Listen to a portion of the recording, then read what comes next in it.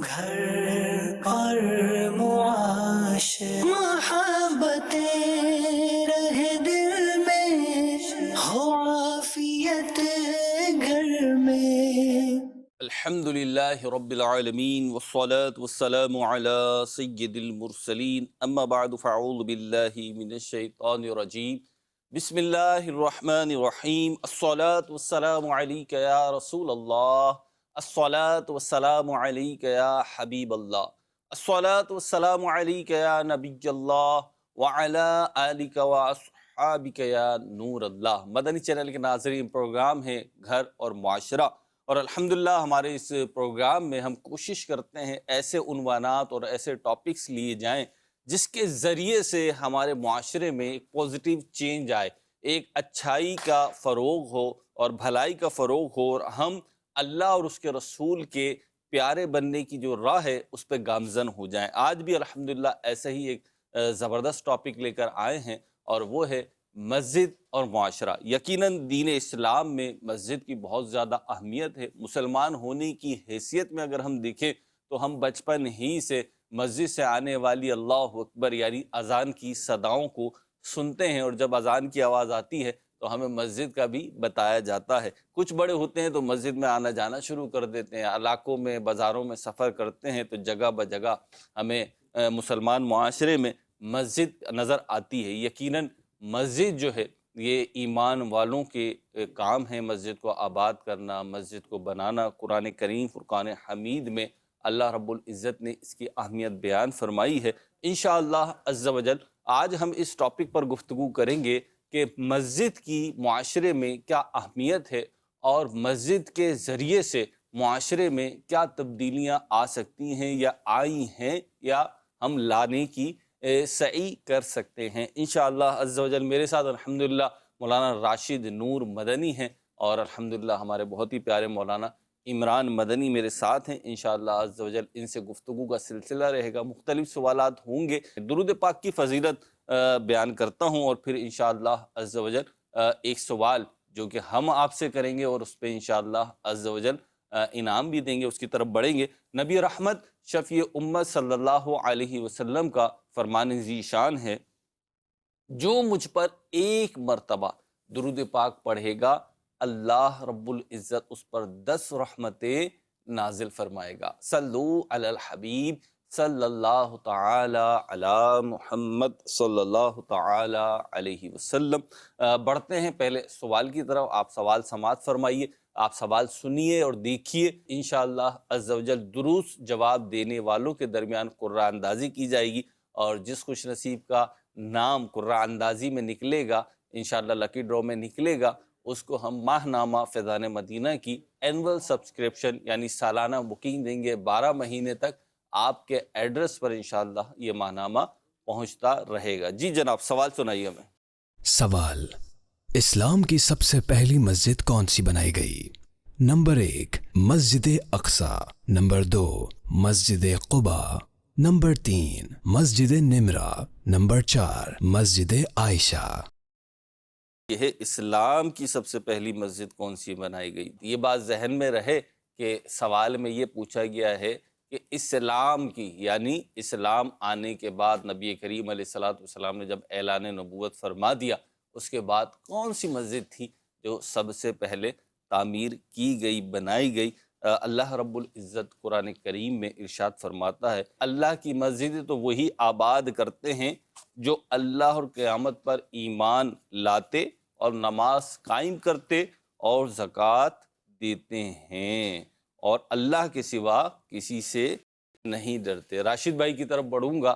یہ جو آیت مبارکہ ہے اس کو دیکھیں ہم، اور ویسے بھی قرآن و حدیث میں مسجد کی یا مسجد بنانے کی اور مسجد آباد کرنے کی بڑی اہمیت ہے۔ آپ کیا ارشاد فرمائیں گے؟ بسم اللہ الرحمن الرحیم۔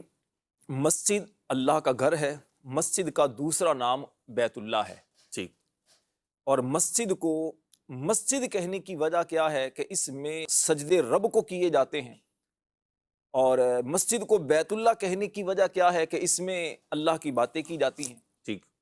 اگر آپ مسجد کی تاریخی حیثیت کو دیکھیں تو حضرت آدم علیہ السلام جب زمین پر تشریف لے کر آئے تو آپ نے اس وقت سے ہی یوں سمجھیے کہ مسجد کو بنا دیا تھا۔ مسجد حرام تعمیر کی گئی، اس میں نمازوں کا سلسلہ اس وقت سے شروع ہوا اور آج تک یہ جاری و ساری ہے۔ اچھا، اس کے بعد پھر مسجد کے اندر صرف اللہ تبارک و تعالیٰ کی عبادت ہی نہیں کی جاتی تھی، بلکہ اس کے علاوہ بھی کچھ اور جو کام تھے وہ بھی کیے جاتے تھے۔ یعنی صرف مسجد کے اندر اگر دیکھا جائے تو صرف ایسا نہیں تھا کہ 5 وقت کی نماز ہی پڑھی جاتی ہو، مسجد کے اندر نمازیں بھی پڑھی جاتی، مسجد کے اندر ذکر اللہ کی محفلیں بھی سجتی، مسجد کے اندر علم دین سیکھنے سکھانے کا سلسلہ بھی ہوتا، مسجد کے اندر نبی پاک علیہ الصلوۃ والسلام فیصلے بھی کیا کرتے، یعنی عدالت بھی لگتی مسجد کے اندر۔ مسجد مسلمانوں کا ہمیشہ سے مرکز رہا ہے، جہاں بھی مسلمان کچھ تعداد میں ہوتے ہیں، کچھ مسلمانوں کے گھرانے ہوتے ہیں، تو وہاں مسجد کا وجود لازمی ہے۔ یعنی یوں سمجھیے کہ مسجد اور مسلمان یہ دونوں ایک دوسرے کے لیے لازم و ملزوم ہیں۔ تو اب جہاں پر مسجدیں آباد ہوتی ہیں، جہاں مسجد میں آنا جانا زیادہ مسلمانوں کا ہوتا ہے، وہاں ان کے اندر اتحاد بھی ہوتا ہے، اتفاق بھی ہوتا ہے، آپس میں غمخواری کا سلسلہ بھی ہوتا ہے، ایک دوسرے کے دکھ درد میں بھی وہ شامل ہوتے ہیں، اور مسجد میں آ کر وہ اللہ کو بھی یاد کرتے ہیں، نبی پاک علیہ السلام کو بھی یاد کرتے ہیں۔ مسجد میں پھر رشد و ہدایت کا جو سلسلہ ہوتا ہے، اس سے وہ علم دین حاصل کر کے علماء کرام سے وہ اپنے معاشرے کے اندر اچھائی کا سامان کرتے ہیں۔ نکاح کا معاملہ ہو تو مسجد کا انتخاب کیا جاتا ہے، اور تصور مسلمانوں کا ایک یقین کی حد تک ہوتا ہے کہ مسجد کے اندر جو نکاح ہوگا تو اس میں یقیناً برکت زیادہ ہوگی۔ اپنے چھوٹے جو سمجھدار بچے ہوتے ہیں ان کو بھی مسجد میں لے جایا جاتا ہے، تاکہ وہ مسجد میں جب نمازیوں کو دیکھیں تو ان میں نماز پڑھنے کا ایک جذبہ پیدا ہو، پھر علماء کرام کی زیارت کا ایک سلسلہ ہو۔ یعنی اگر آپ غور کریں تو زمانہ اسلام سے نہیں بلکہ زمانہ اسلام سے پہلے سے، جب سے دنیا بنی ہے یا جب سے انسان دنیا میں آئے ہیں، اس وقت سے مسجد کے وجود کی اہمیت اور مسجد کی اہمیت معاشرے کے اندر مسلم ہے۔ مسجد کے اندر آپ دیکھیے کہ اللہ کے نبیوں کا جو طریقہ رہا ہے، قرآن کریم اگر ہم پڑھتے ہیں، احادیث طیبات پڑھتے ہیں، تو اللہ کریم نے اپنے نبیوں کی ذمہ داری یہ لگائی تھی کہ مسجد کو صاف ستھرا بھی رکھنا ہے، مسجد کے انتظامات بھی انہوں نے سنبھالنے ہیں۔ تاریخی طور پر آپ نے پوچھا تو حضرت زکریا علیہ السلام مسجد اقصی کے متولی تھے۔ حضرت بی بی مریم رضی اللہ تعالیٰ عنہ، حضرت عیسیٰ علیہ السلام کی والدہ، آپ کے لیے مسجد اقصی کے اندر ہی ایک طرف ایک حجرہ تھا جہاں پر آپ کے پاس بے موسم کے جنتی پھل آیا کرتے تھے، اور اسی جگہ حضرت زکریا علیہ السلام نے اللہ سے دعا کی تھی تو آپ کو اللہ پاک نے یحییٰ علیہ السلام کی صورت میں بیٹا عطا فرمایا تھا۔ تو مسجد کی تاریخی حیثیت بھی ایک مسلم ہے، اور پھر معاشرے میں مسجد کا جو کردار ہے اس پر تو بہت زیادہ گفتگو اچھے انداز سے ہو سکتی ہے۔ آپ جو گفتگو فرما رہے تھے اس میں کئی جملے ایسے تھے کہ وہ خود ایک موضوع کے متقاضی ہیں، تقاضا کرتے ہیں۔ جیسے انہوں نے فرمایا کہ حضرت آدم علیہ السلام نے سب سے پہلے مسجد بنائی، مسجد حرام جو ہے، کعبۃ اللہ شریف جو ہے، اس کی جو تاریخ ہے، ظاہر سی بات ہے یہ وہ مسجد ہے جو پہلی مسجد ہے زمین پر، لیکن اس کی تاریخ جو ہے وہ دیکھیں اگر ہم انبیاء کرام علیہ السلام میں، پھر ابراہیم علیہ السلام، پھر خود نبی پاک علیہ السلام اور پھر صحابہ کرام علیہم الرضوان نے جیسے اس مسجد حرام کی بالخصوص تعمیر اور اس کی بقا اور اس کی آبادی کے لیے عمران بھائی کوششیں فرمائیں۔ اچھا، پھر ہم دیکھتے ہیں دین اسلام میں جو ایک مسجد کی اہمیت اور افادیت ہم دیکھتے ہیں۔ میں یہ سلسلے کی تیاری کر رہا تھا تو غور کر رہا تھا کہ آپ دیکھیں بہت سارے واقعات جو ہے نا وہ ریلیٹ کرتے ہیں مسجد سے، تاریخ اسلام کے۔ ہم جب وہ واقعات بیان کرتے ہیں تو مدعا کچھ اور ہوتا ہے، تو یہ بات اسکپ ہو جاتی ہے کہ واقعہ ہوا مسجد۔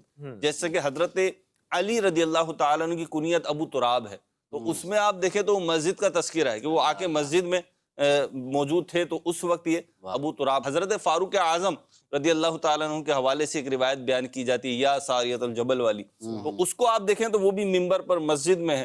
خود نبی کریم علیہ السلام امام حسنین کریمین کہ جب ہم فضائل بیان کرتے ہیں تو خطبے کے دوران آئے، نماز میں آئے، سجدے کی حالت میں نبی کریم علیہ السلام کی مبارک کمر پر تشریف رکھے، تو یہ سارے واقعات مسجد کے ہیں۔ اچھا، خود نبی کریم علیہ السلام موقع با موقع مسلمانوں کو مسجد میں جمع کرتے، اور جب کوئی بات کہنی ہوتی، اہم پیغام دینا ہوتا، تربیت کرنی ہوتی، تعلیم دینی ہوتی، دین کا کوئی مسئلہ سمجھانا ہوتا عمران بھائی، تو مسجد ہی کو مرکز بنایا جاتا۔ آج جو ہم نے ٹاپک لیا ہے عمران بھائی، اس کو اگر ہم دیکھیں ایک نیت یہ بھی تھی کہ یوں تو مسلمان ہونے کی حیثیت میں جی ظاہر سی بات ہے ہم بھی مسجد سے وابستہ ہیں، اور اسکرین کے اس طرف جو ہمارے مدنی چینل کے ناظرین ہیں، یقیناً مرد کے لیے تو امیر اہل سنت فرماتے ہیں کہ مرد کے لیے تو سب سے بڑا وظیفہ یہ ہے کہ وہ پانچوں نمازیں مسجد میں ادا کرے، با جماعت ادا کرے۔ ماشاء تو مسجد میں مسلمان تشریف لے ہی جاتے ہیں، لیکن ایک اہمیت اور اس حوالے سے جو راشد بھائی نے فرمایا، عمران بھائی، کہ مسجد اگرچہ بنیادی طور پر بنیادی جو مسجد کا حق اور فرض ہے وہ تو نمازیں ہی ہیں، کہ بنیادی طور پر تو اس میں مسجد بنائی ہی نماز کے لیے گئی ہے، جی جی اور اس میں نماز ہی پڑھی جائے گی۔ اس لیے بہت سارے مواقع پہ علماء نے کہا کہ اگر نماز ڈسٹرب ہوتی ہے کسی ایکٹیویٹی سے تو پھر اس ایکٹیویٹی کو ترک کیا جائے یا آگے بڑھایا جائے، نماز کی ٹائمنگ میں وہ ایکٹیویٹی نہ کی جائے کہ جس سے نماز ڈسٹرب ہوتی ہے۔ لیکن تاریخ اسلام میں ہم دیکھیں، اپنے اسلاف کو ہم دیکھیں، بڑے بڑے ائمہ جو تھے ان کے الگ سے مدارس نہیں تھے، بلکہ وہ مسجدوں میں بیٹھ کر ہی قرآن و حدیث کی تعلیمات دیا کرتے تھے۔ مسلمان اپنے مسائل لے کر مسجد ہی میں تشریف لایا کرتے تھے، اور مسجد میں خود نبی کریم علیہ الصلوۃ والسلام ان کے مسائل سنتے تھے، اور اس پہ جو بھی شرعی حکم ہوتا تھا وہ بیان فرماتے تھے۔ آج ہمارے معاشرے میں عمران بھائی مسجد ایک تو آنا کم ہو گیا ہے، دوسرا آتے بھی ہیں تو آپ کو بھی تجربہ ہے، مجھے بھی ہے، کہ آئے اور جناب وہ بالکل نماز سے وقت پہنچے اور نماز ادا کری۔ بہت اچھا ہے یہ کام کہ کم از کم نماز کے لیے تشریف لائے، لیکن نماز سے جو مسجد سے جو کنیکٹیوٹی ہونی چاہیے اس میں کمزوری محسوس کرتے ہیں، کیا کہتے ہیں آپ؟ جی بسم اللہ الرحمن الرحیم۔ دیکھیں، مسجد اللہ کا گھر ہے، اور اس کو اللہ کا گھر اس لیے کہا جاتا ہے کہ اس میں اللہ کی عبادت کی جاتی ہے، ہر کام اللہ کی رضا والے ہی کیا جاتے ہیں، اللہ کی عبادت کی جاتی ہے، اس لیے اسے بیت اللہ، اللہ کا گھر کہا جاتا ہے۔ ایک عام سی بات ہے کہ اگر کوئی بندہ آپ کے گھر پر آئے مہمان بن کر، تو اسے جو ہے آپ پسند کیا کرتے ہیں۔ اللہ کے گھر پر آپ جائیں تو اللہ رب العالمین اس کو کتنا پسند فرماتا ہے، یہ ہمیں احادیث بتاتی ہیں۔ سبحان احادیث کو دیکھا جائے تو نبی پاک علیہ الصلوۃ والسلام کی بہت ساری ایسی احادیث ہیں کہ جس کے اندر مسجد میں آنے والے سے اللہ محبت فرماتا ہے، نبی پاک علیہ السلام محبت فرماتے ہیں، اور وہ فرشتے بھی اس سے محبت کیا کرتے ہیں۔ نبی پاک علیہ الصلوۃ والسلام نے ایک حدیث مبارک میں ارشاد فرمایا کہ سبعۃ یظلھم اللہ فی ظلہ، فرمایا کہ 7 قسم کے لوگ ایسے ہیں کہ جن کو قیامت کے دن رب کریم اپنے عرش کا سایہ عطا فرمائے گا۔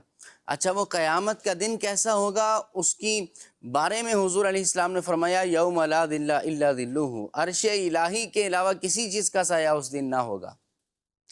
جس بندے کو اللہ کے عرش کا سایہ مل جائے گا وہ نجات یافتہ ہوگا، وہ جنتی ہوگا۔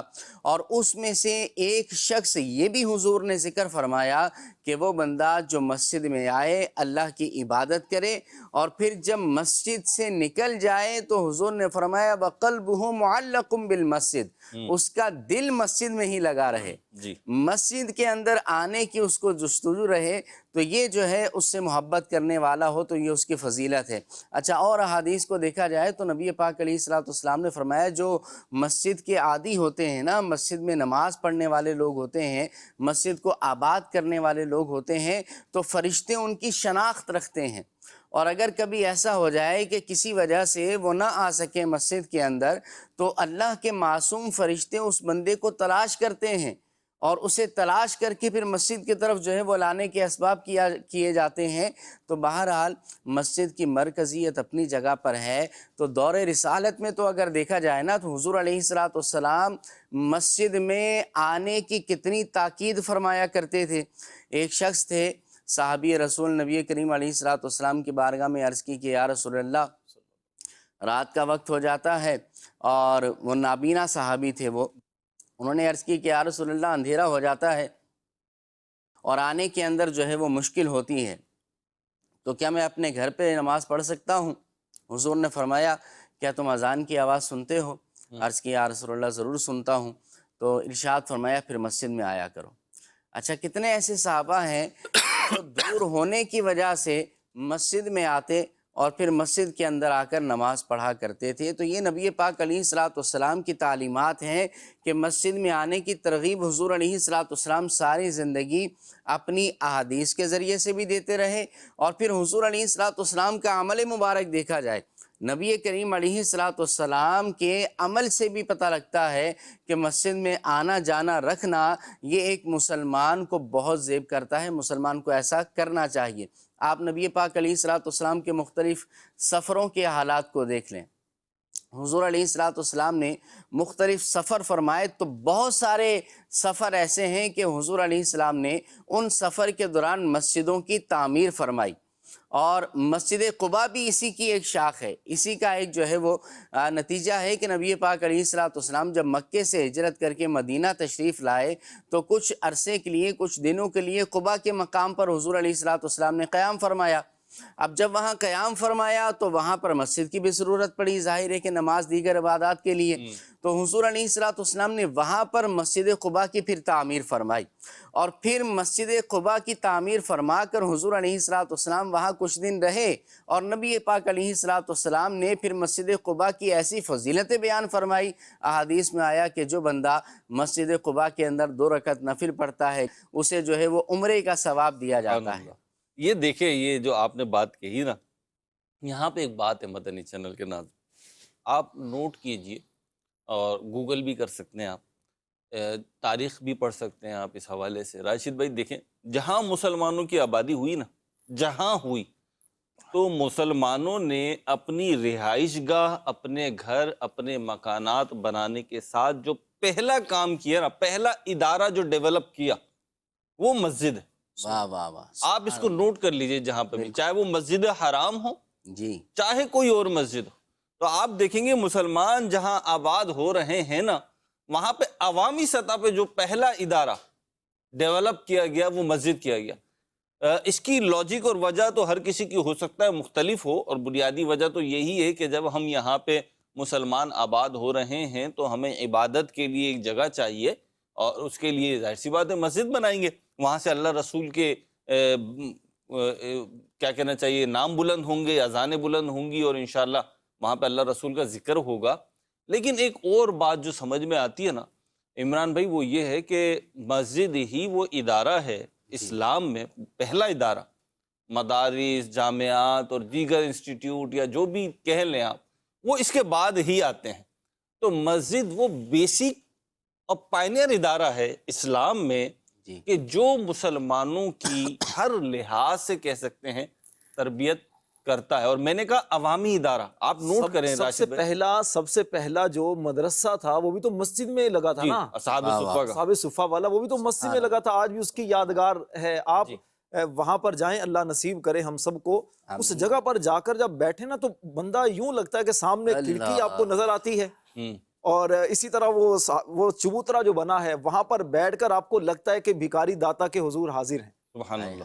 نبی پاک علیہ السلام اس کھڑکی سے اپنے صحابہ کو کس طرح دیکھتے ہوں گے، اپنے صحابہ پر مسکراہٹ سے دیکھتے ہوں گے، نوازتے ہوں گے، علم دین کو سکھاتے ہوں گے۔ تو مسجد میں ہی پہلا ادارہ وہ بنا جسے صفہ کہا گیا، جو پہلی درجہ تھی۔ مہروز بھائی دیکھیے، دنیا کے اندر بھی ہم اپنے گھر کے اندر اسی کو بلاتے ہیں جس کو ہم پسند کرتے ہیں۔ جی، دوسرے نمبر پر ہمارے گھر میں آنے والے جو مہمان ہیں نا، بنیادی طور پر اگر دیکھا جائے تو وہ 3 قسم کے ہوتے ہیں۔ ٹھیک ہے۔ ایک وہ مہمان ہوتے ہیں کہ جو باہر سے ہمیں ملنے کے لیے آتے ہیں، ہم گھر کے باہر جاتے ہیں، ملاقات کرتے ہیں، ٹھیک ہے جی خیریت ہے، ہم اس کو بلا کر بٹھایا، اور اس کے بعد ہم چاہتے ہیں یہ جلدی چلا جائے، بس ڈرائنگ روم میں بٹھایا اور وہیں سے اس کے رخصت کر دیا۔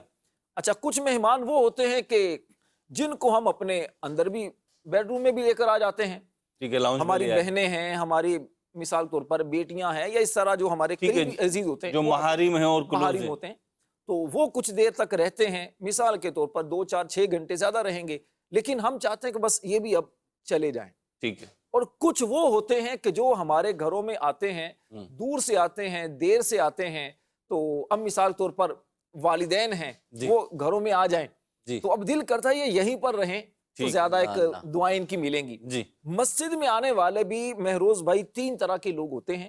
کچھ لوگ تو وہ ہوتے ہیں کہ جو مسجد کے گیٹ پر آتے ہیں، اذان کی آواز سنتے ہیں، اور ان کو مسجد میں آنے کی توفیق نہیں ملتی، باہر سے ہی چلے جاتے ہیں۔ کتنے ایسے ہوتے ہیں مسجد کے آس پاس گھر ہوتے ہیں، لوگ مسجد میں نہیں آتے، اذان کی صدا سنتے ہیں جی جی، نماز پڑھتے ہوئے دیکھتے ہیں لیکن مسجد میں آنے کی توفیق نہیں ہوتی. اگر اسے آپ جمعے سے کنیکٹ کریں گے نا جی. تو زیادہ واضح ہو جائے گا کہ وہ بالکل لاسٹ ٹائم پہ آئے، باہر ہی سب بچھی ہوئی تھی، اسی پہ نماز پڑھی اور رخصت ہو گئی. یہ یہاں پر ان بندوں کا کوئی کمال یا بندوں کی وہ نہیں یار ہم گئے نہیں. جناب آپ کو اللہ نے پسند نہیں کیا کہ آپ مسجد میں آئے، توفیق اللہ، نہیں دی گئی پر آپ کو. جانا چاہیے. کتنی بڑی ایک چیز ہے کہ اللہ کا گھر آپ کو آنے کی توفیق نہیں ملی. پھر اس کے بعد جمعہ کے نمازی جو ہیں اس میں ایک بڑی تعداد آپ کو وہ ملے گی جمعہ کے وقت میں آتے ہیں، امام صاحب کا بیان جاری ہے، آخری وقت میں آئیں گے، جمعہ پڑھا، ادھر امام نے 2 رکعت کے بعد سلام پھیرا، ادھر مسجد سے باہر. یعنی ان کو مسجد میں صرف اتنے ہی آنے کی توفیق ملی کہ کچھ دیر کے لیے آئے، فوراً رخصت ہو گئے. جی، اور کچھ خوش نصیب وہ ہوتے ہیں کہ رب تعالیٰ ان کو 5 وقت اپنے گھر میں آنے کی توفیق عطا فرماتا ہے. اطمینان سے آتے ہیں، اطمینان سے آتے ہیں، نماز پڑھتے ہیں، دعائے ثانی میں شرکت کرتے ہیں. جمعہ میں اگر آئیں تو شروع میں آتے ہیں اور اس کے بعد صلاۃ و سلام پڑھ کر اپنے گھروں کو جاتے ہیں. ان کے دل مسجد میں لگے رہتے ہیں. اللہ کے پیارے نبی صلی اللہ علیہ وآلہ وسلم نے ایسے لوگوں کے بارے میں کہ جو مسجد میں آ کر نماز پڑھتے ہیں یا مسجد میں آ کر اللہ کا نام لیتے ہیں، ارشاد فرمایا کہ مسجد ہر پرہیزگار کا گھر ہے. مسجد ہر پرہیزگار کا گھر ہے. جس کا گھر مسجد ہو تو اللہ پاک اس بندے کو اپنی رحمت، اپنی رضا اور پل صراط سے حفاظت کے ساتھ گزار کر جنت میں داخلے کی ضمانت دیتا ہے. کیسے خوش نصیب ہیں وہ لوگ کہ جن کے دل مسجد میں لگتے ہیں، اور کیسے بد نصیب ہیں وہ لوگ کہ جو مسجد میں آتے ہی نہیں.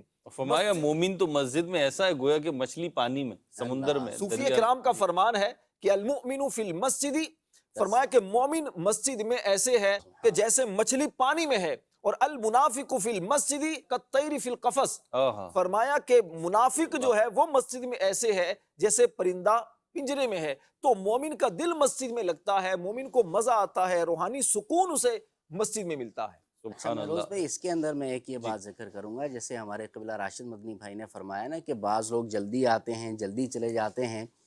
تھوڑا سا میں اس طرف بھی آپ کی توجہ دلانا چاہوں گا، آپ کو لے کر آنا چاہوں گا کہ مسجد میں کچھ لوگ آتے ہیں تو ہماری مسجد کا انتظام کیسا ہے. ٹھیک ہے. یعنی لوگ آئیں تو پھر جس طرح کا سکون لوگ اپنے گھروں میں چاہتے ہیں، آپ انہیں ویسا سکون مسجد میں بھی تو دیں، اس سے بڑھ کر دیں. جی، اس سے بڑھ کر دیں. اگر سہولتیں جو گھر میں ہیں آپ وہ مسجدوں میں نہیں دیں گے، معاذ اللہ اس کو عجیب جو ہے وہ بیان کیا جاتا ہے کہ بعض علاقوں کے اندر اگر ایسا ہے تو بہت عجیب ہے کہ گھر تو بڑے بڑے عالی شان بنا رکھے ہیں، لیکن مسجد جو ہے وہی پرانی عمارت ہے اور اس پر کوئی خرچہ نہیں ہے، کچھ نہیں ہے. اگر مسجد کو بھرنا چاہتے ہیں نا آپ، اگر میری بات کو مسجد کی انتظامیہ کے لوگ یا دیگر افراد سن رہے ہیں یا کچھ کر سکتے ہیں مسجد کے حوالے سے، اگر مسجد کو بھرنا چاہتے ہیں تو پھر مسجد کے انتظامات بیسٹ کریں، مسجد کی نمازوں کا ٹائم فکس کریں. ایسا نہیں ہو کہ جمعہ ہو 2 بجے اور کھڑا ہو رہا ہو 2:30 بجے. ٹھیک ہے. اسی طرح اور بھی صفائی کے انتظامات ہیں، دیگر میں بالکل 100% آپ سے ایگری ہوں کہ مسجد تو اچھی ہی بننی چاہیے. جو جائز سہولیات ہیں، جائز کیا جو ضروری سہولیات ہیں وہ لازمی طور پر ہونی چاہیے. اور بلکہ اگر عام مشاہدہ ہم دیکھیں تو جس کیٹیگری کی یا جس لحاظ کی آبادی ہوتی ہے نا، مسجد تو اس سے بہتر ہوتی ہے. لیکن انتظامات کے حوالے سے جو آپ نے ارشاد فرمایا، یہاں میں اس پہلو کو بھی لے رہا ہوں اور ایک اور پہلو کو بھی ایڈ کر رہا ہوں کہ مسجد کا انتظام و انصرام، اس کی مینجمنٹ چلانے کے لیے تو 4 5 6 8 10 افراد ہوتے ہیں جو مینجمنٹ کہلاتے ہیں، انتظامیہ کہلاتے ہیں، مجلس عاملہ کہلاتی ہے، ورکنگ کمیٹی کہلاتی ہے. لیکن میں یہ عرض کرتا ہوں کہ ایز اے مسلمان، میں بھی تو مسلمان ہوں نا، اور میں مسجد جا رہا ہوں تو میرا کیا کردار ہونا چاہیے؟ تو مجھے بھی انتظامیہ کا دست و بازو بننا چاہیے، اس کی باتیں سمجھنا چاہیے، اسے ایڈوائز بھی دینا چاہیے. اور جہاں کہیں پر انتظامیہ اس طرح کے کام کرتی ہے کہ جو کسی طور پر مناسب نہیں ہے، تو پھر ظاہر سی بات ہے اس کے لیے بھی اہل علاقہ جو ہیں، وہاں پہ جو ایسے افراد ہیں جو دین کا درد رکھتے ہیں، تو وہ اگر کوششیں کریں گے تو سب کچھ پوسیبل ہو جاتا ہے. اگر ہم دیکھیں دعوت اسلامی کے پلیٹ فارم سے دیکھیں تو جہاں الحمدللہ دعوت اسلامی کی مجلس خدام المساجد والمدارس ہے، جو مسجد اور مدارس کی تعمیرات کے لیے تکودو کرتی ہے، کوششیں کرتی ہے، سعی کرتی ہے، اور مسجد بنانے کے تو کیا کہنے. اللہ کے رسول صلی اللہ تعالی علیہ وسلم نے فرمایا مسجد تعمیر کرو اور انہیں محفوظ بناؤ، اور ایک اور حدیث پاک میں فرمایا کہ 7 چیزیں ایسی ہیں جن کا ثواب بندے کو مرنے کے بعد بھی ملتا رہتا ہے، اس میں سے ایک مسجد ہے۔ تو دعوت اسلامی کے پلیٹ فارم سے جو مساجد نئی بنائی جا رہی ہیں یا جو قدیم اور پرانی مساجد تھیں وہ دعوت اسلامی کے انتظام میں چل رہی ہیں، تو آپ اس کو تو دیکھیں تو صرف سمجھانے کے لیے یقیناً مسجد تو بڑی عظیم الشان جگہ ہے، زمین کے سب سے خوبصورت مقامات ہی مسجدیں ہیں، سب سے بہتر مقام ہی مسجدیں ہیں۔ میں صرف مثال دینے کے لیے کہہ رہا ہوں کہ آج کل آپ نے سپر اسٹور، منی مارٹس دیکھے ہوں گے، وہاں پہ جناب ہر چیز مل رہی ہے آپ کو۔ تو دعوت اسلامی کے تحت جو مساجد ہوتی ہیں اس میں تو ایک تعداد ان مساجد کی ہے کہ جہاں پہ یقینی طور پہ جو مسجد کے بنیادی کام ہیں، اذان، نماز، ذکر و اذکار، یہ تو ہو ہی رہا ہے، اس کے ساتھ ساتھ الحمدللہ ہر نماز کے بعد مختلف ایکٹیویٹیز ہیں، کبھی درس ہو رہا ہے، کبھی جناب درس قرآن ہو رہا ہے، کبھی جناب نیکی کی دعوت ہو رہی ہے، کبھی بیان ہو رہا ہے، کبھی دیگر مشاغل ہو رہے ہیں، اور پھر مسجد ہی سے نیکی کی دعوت کا سلسلہ ہو رہا ہے، مسجد میں قافلے آ رہے ہیں، مساجد ہی کے ساتھ مدارس اور جامعات بنائے جا رہے ہیں۔ تو یہ ساری چیزیں ہیں۔ مسجد آئیے، بالکل آئیے، پہلی بات تو یہ ہے کہ مسجد آئیے۔ ایک مدنی گلدستہ انشاءاللہ اس حوالے سے سنائیں گے آپ کو، لیکن 2 رسالوں کا میں آپ کو مشورہ دوں گا۔ پہلے آپ یہ مدنی گلدستہ دیکھیے، امیر اہل سنت کیا ارشاد فرما رہے ہیں کہ مسجد میں آنے والے جو افراد ہیں، عمران بھائی جو فرما رہے تھے کہ مسجد میں سہولتیں دے، تو انتظامیہ تو اپنے طور پہ چلے دے رہی ہے، میں نے مان لیا، اب جو آپ آ رہے ہیں آپ کو کیسا ہونا چاہیے، مسجد میں آپ کیسے رہیں۔ بعض افراد آتے ہیں مساجد تو آپ یقین مانیں کہ بڑا دل دکھتا ہے کہ اتنی عمر ہو جاتی ہے، اتنی کیفیات ہو جاتی ہیں، لیکن جو مسجد کا ایک تقدس، ایک اس کی جو رسپیکٹ ہے، پریکٹیکلی بات کر رہا ہوں، زبان سے پوچھیں گے تو وہ بھی کہیں گے وہ نہیں ہوتی۔ آئیے دیکھیے امیر اہل سنت مسجد میں آنے والوں کو کیا نصیحت فرما رہے ہیں کہ مسجد میں کن آداب کا خیال رکھنا چاہیے۔ کچھ امیر اہل سنت کی زبانی سنتے ہیں اور پھر انشاءاللہ واپس آتے ہیں۔ جی امیر اہل سنت کی بارگاہ میں سوال تھا کہ رمضان کے مہینے میں بہت سے لوگ ماشاءاللہ مساجد میں آتے ہیں نماز پڑھنے کے لیے، تراویح پڑھنے کے لیے، تو اس کے ساتھ ساتھ میں دیکھتا ہوں کہ مسجد میں وہ لوگ شور و گل کرنے والے بھی بہت ہوتے ہیں کہ یہ کام ایسے نہیں ہوا، یہ کام ویسے نہیں ہوا، یعنی کہ بہت زیادہ جو ہے لوگ جو مسجد کے انتظامیہ ہوتے ہیں، اس کے علاوہ بہت سارے لوگ انتظامیہ بننے کی کوشش کرتے ہیں، تو اس کی وجہ سے مسجدوں میں شور و گل بھی اور لڑائی جھگڑے بھی بہت زیادہ میرے دیکھنے میں آئے ہیں، تو اس کے بارے میں ارشاد فرما دیجئے کہ ایسے لوگوں کے بارے میں آپ کیا فرماتے ہیں؟ اللہ کریم معافیت نصیب فرمائے۔ ہر جگہ ایسا نہیں ہوتا ہوگا، بہت جگہ نہیں ہوتا ہوگا، کہیں کہیں ہوتا ہوگا۔ رائے یہ کہ بھیڑ اور شور یہ دونوں کا چولی دامن کا ساتھ ہے، یوں لگتا ہے۔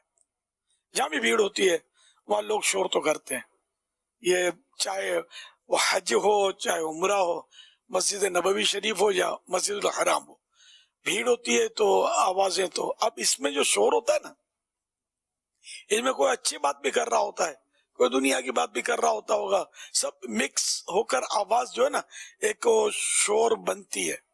تو اس لیے ہر فرد کو یہ بھی نہیں کہہ سکتے کہ یہ مطلب غلط بات کر رہا ہے، تو جو جیسا کر رہا ہے ویسا اس کو ملے گا۔ البتہ یہ کہ یہ بھی ہے کہ بعض اوقات ایسا شور مسجد میں ہو رہا ہوتا ہے کہ جو مناسب نہیں ہوتا، بلکہ بعض اوقات تو وہ گناہ بھرا بھی ہوتا ہوگا۔ مسجد میں شور ویسے کرنا نہیں چاہیے۔ مسجد کو بچوں، پاگلوں اور آواز بلند کرنے سے بچاؤ۔ تو آواز بلند کرنے میں اب جیسے بیان ہو رہا ہے، سب سن رہے ہیں، یہ آواز بلند کرنا منع نہیں ہے۔ تو مائک پر خطبہ ہو رہا ہے جمعے کا، یہ بھی آواز بلند ہو رہی ہے۔ امام صاحب قراءت بلند آواز سے کرتے ہیں جہری نمازوں میں، تو وہ بلند آواز کرنا بھی منع نہیں ہے۔ جنرل مطلب یہ کہ جو گفتگو میں لوگ ذرا بلند آواز کرتے ہیں یہ تو ہے ہی غلط۔ یا اس کے علاوہ بھی تو بچے شور کرتے ہیں، تراویح میں بچے زیادہ شور کرتے ہیں، بچے آتے ہیں، لوگ لے آتے ہیں نمازوں کے لیے، پھر بچے بیچارے ادھر بھاگتے ہیں ادھر بھاگتے ہیں، بہت کچھ کر رہے ہوتے ہیں۔ تو اس لیے ایسے بچے جو چھوٹے ہوں، جن کا خطرہ ہو کہ یہ پیشاب وغیرہ کر دیں گے، یعنی ظن غالب ہو، خیال جم جائے کہ یہ کر دے گا، تب تو ایسے بچے کو تو مسجد میں لانا حرام۔ اچھا، جس سے یہ خطرہ نہ ہو کہ یہ کر دے گا، یا تجربہ ہے کہ ابھی اس کو پیشاب وغیرہ کروا لیے اور اب 1 گھنٹے تک تو اس کا کوئی خطرہ نہیں ہے، تو ایسا چھوٹا بچہ بھی لایا جا سکتا ہے مسجد میں، کیونکہ اب ظن غالب ہے کہ گندگی نہیں کرے گا۔ اب بچہ بڑا ہے، سمجھدار ہے، سمجھو 10 سال کا ہے، لیکن یہ پتا ہے کہ اکیلا ہوگا تو شور نہیں کرے گا، لیکن 2 ملے تو پھر ہٹ جاؤ، ہم ہیں اور یہ ماحول ہے، تو ایسے موقع پر اکیلا لا سکتے ہیں اس صورت میں کہ آپ کا کنٹرول ہے اور آپ جہاں بٹھائیں گے بیٹھے گا، نماز پڑھے گا اور بالکل شور نہیں کرے گا، اور یہ واقعی ایسا آپ کو تجربہ ہے اور آپ بٹھا سکتے ہیں اور بٹھاتے ہیں آپ تو لا سکتے ہیں، ورنہ یہ کہ ایسے بچے کو کہ 1 سے زیادہ ملیں گے، حالانکہ بڑے ہیں سمجھدار ہیں، لیکن یہ شور کا باعث بنیں گے، تو اب ان کو بھی لانا مسجد میں جائز نہیں رہے گا۔ آپ بولیں گے بچے سیکھیں گے کیسے؟ آپ سکھاؤ گھر میں، امی سکھائیں ان کو کہ ایک بار نماز پڑھنے کے لیے مسجد میں آ جائیں گے تو یہ سارا دین سیکھ جائیں گے کیا؟ صلو علی الحبیب صلی اللہ علی محمد۔ ہاں جی، یہ چیز جو امیر اہل سنت نے بیان کری بڑی اہم ہے۔ اچھا، یہ محسوس سب کر رہے ہوتے ہیں، دوسروں کے بارے میں محسوس کر رہے ہوتے ہیں، لیکن جو اپنی کیفیات ہوتی ہیں اس پہ غور نہیں ہوتا۔ اور یہاں پہ میں یہ بھی ایک بات ایڈ کرتا چلوں جو مجھے عمران بھائی پچھلے دنوں تجربہ ہوا۔ دیکھیے، بعض اوقات اصولی بات تو امیر اہل سنت نے ارشاد فرما دی، وہی ہے جو امیر اہل سنت نے فرمایا، وہی دین اسلام کا، شریعت کا حکم ہے، لیکن اسے ایک دوسرے پہلو سے بھی دیکھنا چاہیے۔ مجھے عمران بھائی پچھلے دنوں اس کا اتفاق ہوا مسجد میں دیکھنے کا، اور بھی تکلیف ہوئی، پھر جو مجھے عرض کرنا تھا میں نے عرض بھی کی۔ ایک صاحب اپنے بچے کو لے کر آ گئے۔ اچھا، وہ بچہ تھوڑے ہوتے ہیں پرو ایکٹیو بچے ہوتے ہیں بعض، وہ اتنا چھوٹا بچہ نہیں تھا لیکن پرو ایکٹیو تھا، وہ ٹک کے بیٹھ نہیں رہا تھا، بھاگ رہا ہے، یوں کر رہا ہے، شور کر رہا ہے۔ تو بہرحال اب وہ جب اس نے رونا شروع کر دیا، اب جب اس کے بچے نے رونا شروع کرا، یقینی طور پر اب وہ بچے کو لے کے جا ہی رہا ہے، لیکن جتنے افراد تھے نا، گویا کہ میں کہہ سکتا ہوں اب اسے تنقیدی نگاہ سے دیکھ رہا ہے، بعض تو گھور کے دیکھ رہا ہے۔ تو یہ انداز میرا خیال ہے مناسب نہیں ہے، اگرچہ اس کو اپنی احتیاط کرنی چاہیے، لیکن ہو گیا اس سے عمران بھائی، وہ بچے کو لے آیا اس امید پہ لے آیا کہ جی بچہ جو ہے وہ تنگ نہیں کرے گا، بالکل چھوٹا بچہ نہیں تھا، سمجھدار تھا، لیکن بچے تو بچے ہوتے نا، بس کسی بات میں بگڑ گیا وہ اپنے والد صاحب سے۔ تو اب اس طریقے سے دیکھنا، تنقیدی انداز پہ اور ایک بھری ہوئی نظروں کے ساتھ گھورتے ہوئے دیکھنا، یہ مجھے کسی طور مناسب نہیں لگا کہ جو ہو گیا وہ تو ہو گیا، اب بھائی آگے چلیں، وہ لے کر ہی جا رہا ہے اپنے بچے کو سیٹ کرنے کے لیے، لیکن آپ اسے ایسے کیوں دیکھ رہے ہیں؟ اچھا، ایسے ہی موبائل کی رنگ ٹون بج گئی ہے، اب منع کرتے ہیں، ظاہر سی بات ہے، آپ بھی منع کرتے ہیں، دیگر ائمہ بھی منع کرتے ہیں، عموماً مسجدوں میں لکھ کے بھی لگایا ہوا ہوتا ہے، لیکن ہو گیا حادثہ، اب اسے نگاہ بھر بھر کے دیکھنا جو ہے یہ اسے بہت گلٹی کروا دیتا ہے۔ آپ تو صرف دیکھنے کی بات مہروز بھائی کر رہے ہیں، یہ تو چلیں اچھا ہوا آپ نے اس مسجد میں دیکھا جہاں انہوں نے صرف دیکھا، جی، ورنہ ایسا بھی ہوتا ہے کہ اگر غلطی سے موبائل فون سائلنٹ کرنا کوئی بندہ بھول جاتا ہے، رنگ ٹون بجی، یا کوئی بچے کو لے کر آیا، بچے کو اچانک سے کوئی تکلیف ہوئی، بچے نے رونا شروع کر دیا، یا بچہ ہے، بچہ تو بچہ ہے نا، جی، بلکہ تھوڑا اگرچہ 8-10 سال کا بچہ ہو، کسی بھی وقت بچہ رو سکتا ہے، بگڑ سکتا ہے، بچے کا مزاج کیا پتا، جی، وہ تو بچہ ہے۔ تو اب بعض اوقات خاص طور پر جو کچھ لوگ ہوتے ہیں وہ اونچی آواز سے بولنا شروع کر دیتے ہیں، تمہیں شرم نہیں آتی اس طرح مسجد میں کرتے ہو، مسجد کی بے ادبی کرتے ہو، چلو جلدی مسجد سے باہر لے کر جاؤ، موبائل فون بند نہیں کر سکتے، یہ کیا ہو رہا ہے؟ جی، اب وہ بندہ اتنا زیادہ بعض اوقات بدظن ہو جاتا ہے، آپ اتنے لوگوں کے سامنے اس بندے کی اصلاح تھوڑی کر رہے ہیں، آپ تو ذلیل کر رہے ہیں اسے، جی، اور کسی بندے کی لوگوں کے سامنے اس طرح اصلاح کرنا، غالباً حضرت ابو درداء رضی اللہ تعالیٰ عنہ کا فرمان ہے کہ لوگوں کے سامنے کسی کی اصلاح کرنا یہ تو اسے ذلیل کرنا ہے، اور آپ اس کی اصلاح اگر کرنا چاہتے ہیں تو تنہائی میں کریں، یہ اس کے لیے زینت ہوگی۔ تو آپ اس انداز سے لوگوں کو سمجھانا کہ جس سے اسے ذلت کا احساس ہو، شرمندگی کا احساس ہو، دوبارہ پھر وہ آپ کی مسجد میں تھوڑی آئے گا۔ اچھا، یہ سمجھانے والے ہیں کون؟ راشد بھائی اس پہ بھی غور کر لیں، یہ مطلب ڈسکرائب ہو جائے نا، یہ امام نہیں ہے، یہ مسجد سے وابستہ فرد نہیں ہے، یوں کہ ان کی ذمہ داری ہو، یہ کمیٹی میں بھی نہیں، یہ نمازی ہیں، جیسے وہ بیچارہ نماز پڑھنے آیا تھا، یہ بھی نماز پڑھنے آئے تھے۔ عمران بھائی، میں یہاں پہ عرض کرتا چلوں، تھوڑا سا ہے بھی تو نا وہ شرمندگی والی بات ہے، لیکن انشاءاللہ سیکھنے کو ملے گی۔ دیکھیے، معاشرے میں نا مختلف طبقات ہیں، راشد بھائی، عمر کے مختلف اسٹیجز ہوتے ہیں، ناراض نہیں ہوئیے گا، بعض اوقات جب میچیورٹی آ جاتی ہے نا عمر میں، آپ ایک عمر کے اس حصے میں پہنچ جاتے ہیں کہ جب آپ نے اپنے بچے پال لیے، ان کی شادیاں کر دیں، آپ فارغ ہو گئے، تو اب آپ نا ہر جگہ چین سکون چاہتے ہیں۔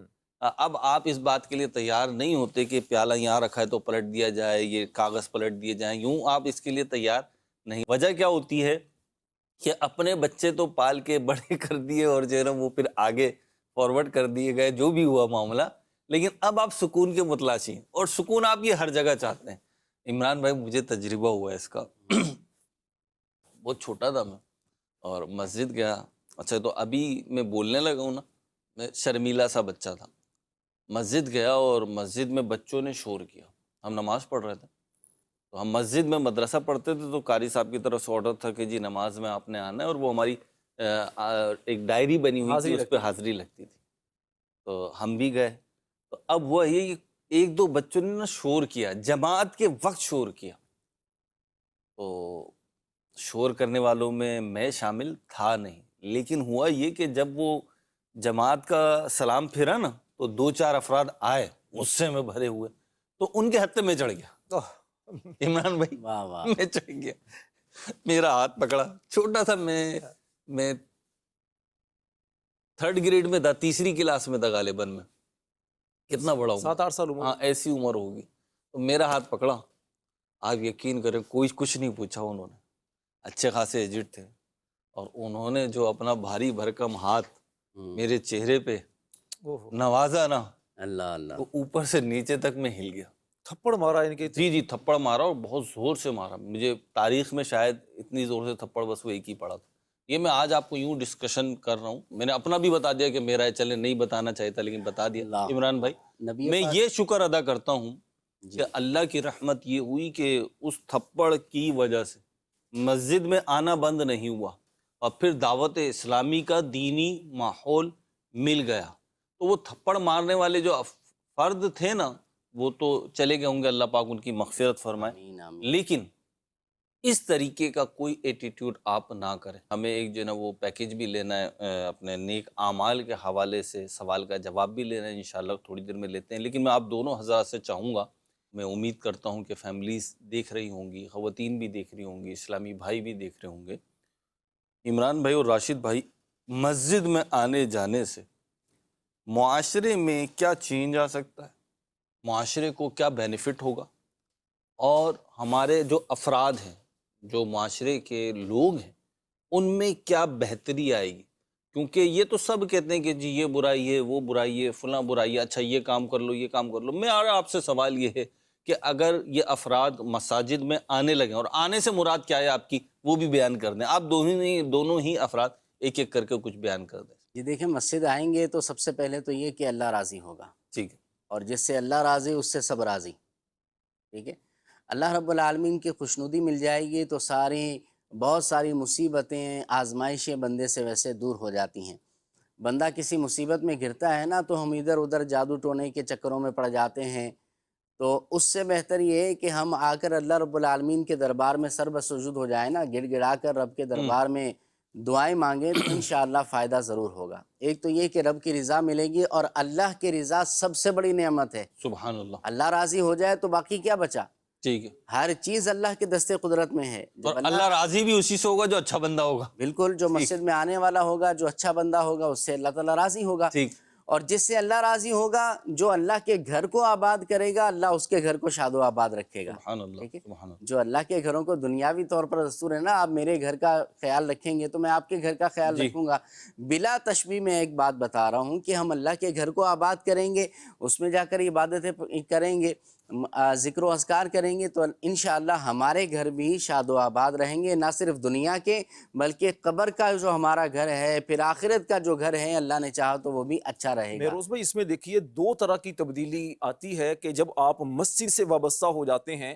ایک تبدیلی اپنی ذات میں آتی ہے، دوسری تبدیلی معاشرے میں آتی ہے۔ جی، پہلی تبدیلی تو یہ آتی ہے کہ آپ فجر کی نماز سے اگر لیں، فجر میں صبح اٹھ کر مسجد میں جاتے ہیں، آپ کی روٹین درست ہوتی ہے، اب صبح صبح اللہ کے گھر مسجد کا رخ کرتے ہیں، تو آپ کا ایک تصور بن جاتا ہے میں نے اپنے رب کی عبادت کرنی ہے، اور اس کے بعد اللہ کی بارگاہ میں دعا کرتے ہیں، آپ کا انشاءاللہ کاروبار میں بھی برکت ہوتی ہے، آپ کے گھر پر بھی اس کے اچھے اثرات پڑتے ہیں۔ دوسرا مہروز بھائی دیکھیے، جب آپ مسجد میں آنا جانا آپ کا ہوتا ہے تو معاشرے میں لوگ آپ کی ریسپیکٹ کرنا شروع ہوتے ہیں کہ یہ نیک بندہ ہے، مسجد میں اس بندے کا آنا جانا ہے۔ انسان کی پہچان اس کے دوستوں سے ہوتی ہے، اس سے ریلیٹیو لوگوں سے ہوتی ہے، تو جو مسجد میں آنا جانا جس کا ہوگا لوگ اس کو نمازی سمجھتے ہیں اور لوگ اس کی عزت بھی کرتے ہیں، اس سے معاملات اچھے کرتے ہیں۔ تیسرے نمبر پر مہروز بھائی، جو آپ مسجد میں جا کر اللہ کے گھر کو آباد کرتے ہیں، وہاں پر مل کر جب جمع ہوتے ہیں تو آپ کو اپنے محلے کے لوگوں کے بارے میں پتہ چلتا ہے، دکھ درد کا احساس ہوتا ہے۔ ٹھیک ہے۔ آپ کے کئی پڑوسی بعض اوقات تکلیف میں ہوتے ہیں، آپ کو ویسے پتہ نہیں چلتا، مسجد میں آپ کی ان سے ملاقات ہوتی ہے تو معلومات ملتی ہیں۔ پھر مسجد میں جو لوگ آپ کے محلے کے نہیں آتے تو آپ پھر ان کے گھروں میں جا کر ان کا معلوم کرتے ہیں۔ یہ دور صحابہ سے یہ چیزیں ہیں۔ اچھا، اسی طرح مسجد میں آنے کا ایک فائدہ یہ ہوتا ہے کہ مسجد میں چونکہ درس و بیان کا سلسلہ جاری ہوتا ہے تو آپ کو علم دین حاصل کرنے کا موقع ملتا ہے، آپ دین کی باتیں سیکھتے ہیں۔ مسجد میں آتے ہیں تو مسجد میں آپ کو لازمی طور پر کچھ چیزوں کا خیال کرنا ہوتا ہے، صفائی ستھرائی کا، پاکی ناپاکی کا، تو یہ چیزیں آپ کی ذات میں بھی اثر انداز ہوتی ہیں، معاشرے میں بھی اثر انداز ہوتی ہیں۔ اسی طرح مسجد میں آ کر علماء کرام کے پاس ملتے ہیں، مذہبی لوگوں سے ملتے ہیں، تو علماء کرام سے جب آپ کا ایک تعلق ہوتا ہے، یہ آپ کے بچے جب دیکھتے ہیں تو اس سے کیا ہوتا ہے کہ آپ کے اندر ایک نکھار آتا ہے، ایک لیڈرشپ کا ایک تصور جو اسلام نے دیا ہے وہ آپ کو ملتا ہے۔ پھر مسجد کو چونکہ مرکزیت حاصل ہے تو مسجد میں آ کر مسلمان جب جمع ہوتے ہیں تو وہاں پر مشورے بھی ہوتے ہیں، مسجد کے اندر آپ مسجد کی آبادکاری کے لیے بھی کوششیں کر رہے ہوتے ہیں، اللہ کے گھر کو آباد کرنے کے لیے آپ چندہ بھی دے رہے ہوتے ہیں، آپ مسجد میں آ کر اپنی کچھ خدمات بھی پیش کر رہے ہوتے ہیں۔ مہروز بھائی، مسجد کو بنا دینا صرف کمال نہیں، مسجد کو آباد کرنا کمال ہے۔ مسجد کو آباد کون کرتے ہیں؟ انما یعمر مساجد اللہ، اللہ کریم ارشاد فرماتا ہے کہ مسجدوں کو وہی لوگ آباد کرتے ہیں من آمن باللہ، جو اللہ پر ایمان رکھتے ہیں اور جو قیامت کے دن پر ایمان رکھتے ہیں، جو نماز قائم کرتے ہیں، جو زکوٰۃ دیتے ہیں۔ فرمایا یہی وہ لوگ ہیں کہ عنقریب اللہ پاک کی طرف سے ہدایت والے ہوں گے۔ تو یہ ہدایت والے جو لوگ ہیں یہ کون ہیں؟ جو مسجد کو آباد کرتے ہیں۔ اس سے انسان کی اپنی شخصیت پر بھی اثر پڑتا ہے، معاشرے پر بھی اثر پڑتا ہے۔ پھر جب مسجد میں آنا جانا آپ کا ہوتا ہے تو آپ کا ذہن صاف ہوتا ہے، ستھرا ہوتا ہے، پاکیزہ ذہن کے مالک بنتے ہیں، سوچ آپ کی مثبت ہوتی ہے۔ جب سوچ مثبت ہوتی ہے تو اس کا اثر پھر آپ کا مسجد میں نہیں، آپ کے گھر پر بھی پڑتا ہے، آپ کے محلے پر بھی پڑتا ہے، بلڈنگ میں بھی پڑتا ہے، جہاں کاروبار کرتے ہیں وہاں پر بھی پڑتا ہے۔ پھر مسجد سے آنے جانے میں آپ کا ایک اور فائدہ یہ ہوتا ہے کہ آپ جب کاروبار کرتے ہیں، خرید و فروخت کا سلسلہ کرتے ہیں، آپ جناب ملازمت کرتے ہیں تو وہاں پر بھی حلال و حرام کی تمیز آپ کو آتی ہے، خوف خدا آپ کو نصیب ہوتا ہے۔ جو بندہ مسجد میں آ کر سجدے کر رہا ہوتا ہے فطری طور پر اس کی روح پاکیزہ ہونا شروع ہو جاتی ہے۔ نتیجہ یہ ہوتا ہے کہ اس کی اپنی اصلاح بھی ہوتی ہے، اس کے بچوں کی اصلاح بھی اس کے ذریعے ہوتی ہے، اور اس طرح معاشرے کے اندر بہت ہی زبردست قسم کی اس سے تبدیلی آتی ہے۔ درست فرمایا راشد بھائی نے، اور میں یہاں پہ یہ بھی ایڈ کرتا چلوں کہ مسجد کی تعمیر، مسجد کی آباد کاری میں اس کے لیے زمین لینا دینا، اس کی اینٹیں، گارا، سریا، سیمنٹ، یہ ٹائل، ماربل، یہ ساری چیزیں، اس کی لائٹنگ، اس کا بجلی کا بل، اس کا گیس کا بل، یہ ساری چیزیں، اور اس کے ساتھ ساتھ مسجد کی آباد کاری، اصل میں مسجد چاہے کچی اینٹوں کی ہو یا پکی کنکریٹ کی ہو، RCC کی ہو، چاہے اس میں موزائک لگا ہوا ہو، ماربل ہو، بہترین ٹائل ہوں، یہ ساری چیزیں ہوں یا نہ ہوں، اصل آباد کاری یہ ہے کہ اس میں نمازی کتنے آ رہے ہیں، اس میں مسلمان کتنے آ رہے ہیں، اس چیز سے مسجد کی آباد کاری ہے۔ جیسے گلدستہ جو ہے پھولوں سے بنتا ہے اور سجتا ہے، تو ایسے ہی مسجد کی جو اصل آباد کاری اور اصل اس کی پذیرائی ہے وہ یہ ہے کہ مسلمانوں کا وہاں پہ کیسے آنا جانا ہے۔ اللہ پاک ہمیں توفیق عطا فرمائے کہ ہم ہر طرح سے مسجد کی تعمیرات میں حصے دار بن جائیں۔ ایک کسی نے مجھے ایک مشورہ دیا تھا، بہت پہلے دیا تھا، اور بات بڑی اچھی ہے۔ انہوں نے کہا کہ جی مسجد میں نا آپ اپنا شیئر بنا لیں، اپنا شیئر بنا لیں۔ شیئر کیسے بنا لیں؟ مسجد میں یوں تو ڈونیشن جو بھی دے رہے ہیں دیں، لیکن کوشش کریں کوئی فزیکل چیز مسجد میں دیں۔ فزیکل چیز، مثال کے طور پہ قالین بچھے میں تو کوئی قالین کا ٹکڑا دے دیا، یا گھڑی دے دی، یا کوئی ایسی چیز، پنکھا لگا، کوئی ایسی چیز جو دکھے۔ جیسے ہمارا منچ ہے نا، تو اس پہ بہت ساری چیزیں آپ کو دکھ رہی ہیں، پیالہ دکھ رہا ہے، یہ ٹیبلٹ، موبائل دکھ رہا ہے، دیگر چیزیں دکھ رہی ہیں، تو جو چیزیں آپ کو دکھیں، ہوگا کیا کہ جب بھی آپ مسجد میں جائیں گے نا تو وہ چیز آپ کو اپنائیت واہ، دکھائے گی، اس کو دیکھ کے آپ کو اپنائیت کا واہ۔ احساس ہوگا، مسجد سے جڑے رہیں گے آپ۔ مسجد سے جڑے رہیں گے۔ کوئی اگر وضو خانے میں نل ہی لگوا دیں تو آپ جب بھی جائیں گے نا، آپ دیکھیے گا انسان ہے، انسان کی جہاں پہ جا کے بیٹھیں گے، ہاں اسی نل پہ جا کے بیٹھیں گے، اس کو دیکھیں گے اس بھی۔ بہانے مسجد سے بندہ جڑا رہے گا۔ جی، اس اصل سے کنیکٹیوٹی ہوگی، آپ کی اپنائیت ہوگی۔ دیکھیں عمران بھائی، ایک بات ہے، آپ کسی کے جاتے ہیں، کوئی گھر لیتا نیا، ہمارے یہاں ہے رواج، جیسے نیا گھر لیا تو وہ دعوت کی، شریکوں دوستوں کو بلایا، تو جناب اب گئے تو کوئی گفٹ لے گئے۔ اب جب گفٹ لے کے جاتے ہیں تو اس کے پاس تو بہت سارے گفٹ آئے، لیکن نیکسٹ ٹائم آپ گئے، اس نے آپ کو راشد بھائی کی طرح ڈرائنگ روم میں بٹھایا، وہیں سے رخصت کرنا ہے اس نے، تو آپ نے ڈرائنگ روم میں اپنا گفٹ دیکھا کہ بھائی یہ تو گلدان جو ہے میں نے دیا تھا، فلاور پاٹ میں نے دیا تھا، ماشاءاللہ یہاں رکھا ہوا ہے، تو آپ کو ایک خوشی تو ہوگی نا، اور پورے ڈرائنگ روم کو چھوڑ کے جو ہے نا بار بار آپ کی نگاہ اس فلاور پوٹ کی طرف جائے گی، اور اگر وہاں پہ وہ نہ ہو، کہیں کوئی اور سا رکھا ہوا ہو، تو آپ سوچیں گے یار میرا والا کہاں گیا، وہ کہاں رکھ دیا۔ تو ایک یہ بات ہے، ایک لاجیکل بات ہے، ایک نفسیاتی طور پر ایک وہ ہے، تو آپ اس طریقے سے وابستہ ہو جائیں گے، انشاءاللہ اس کا فائدہ ہوگا۔ اللہ تعالیٰ ہمیں عمل کی توفیق عطا فرمائے۔ ایک ہمارے پاس اصلاح اعمال کے حوالے سے ایک عمل کو ہم اپنے سلسلے میں جاری کرتے ہیں، آج عنوان مسجد و معاشرہ۔ آئیے یہ اصلاح اعمال کا ایک دیکھتے ہیں کہ جی آج ہمیں اس پروگرام کے ذریعے سے کون سے اصلاح عمل کی ترغیب دی جا رہی ہے، وہ دیکھتے ہیں، اور انشاءاللہ پھر قرآن اندازی بھی کرتے ہیں۔ جی 15ویں صدی کی عظیم علمی اور روحانی شخصیت، شیخ طریقت، امیر اہل سنت، بانی دعوت اسلامی، حضرت علامہ مولانا ابو بلال محمد الیاس عطار قادری رضوی دامت برکاتہم العالیہ نے اس پرفتن دور میں نیکیاں کرنے اور گناہوں سے بچنے کے طریقوں پر مشتمل شریعت و طریقت کا جامع مجموعہ 72 نیک اعمال بصورت سوالات عطا فرمائے ہیں۔ 72 نیک اعمال میں سے ایک نیک عمل یہ ہے، کیا آج آپ نے 5 نمازیں جماعت سے ادا کی؟ کاش پہلی صف ماں تکبیر اولیٰ کبھی نہ چھوٹے۔